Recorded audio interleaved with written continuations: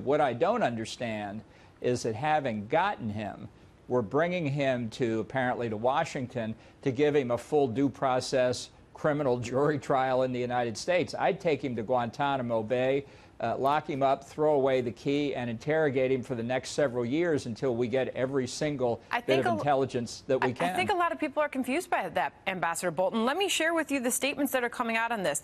President Trump, our memory is deep and our reach is long, and we will not rest in our efforts to find and bring back the perpetrators of these heinous attacks in Benghazi and bring them to justice. We also heard from Attorney General Jeff Sessions saying the U.S. will continue to investigate and identify all those who were involved in the attack, and we will hold them accountable for their crimes. So why is he not going to Gitmo?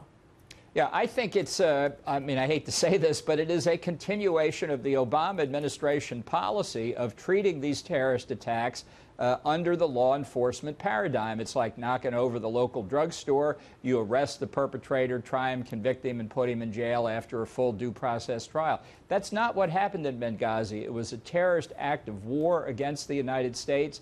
We should be following the war paradigm, which for these kinds of terrorists means we get to put them in Guantanamo Bay and we get to question them without reading them their Miranda rights, without giving them a jury trial or anything else. So I don't understand how the decision was made. I'm very surprised by it, because the argument for quite some time has been that that killing these terrorists with drone strikes or other means really sacrifices the possibility of intensive interrogation that may lead to the apprehension of other terrorists, the prevention of future attacks in the coming years. You heard Colonel Waltz earlier saying that this sends a strong message to the world. Secretary of State Rex Tillerson saying the U.S. should spare no effort to ensure al-Imam is held accountable. What message are we sending to the world, Ambassador?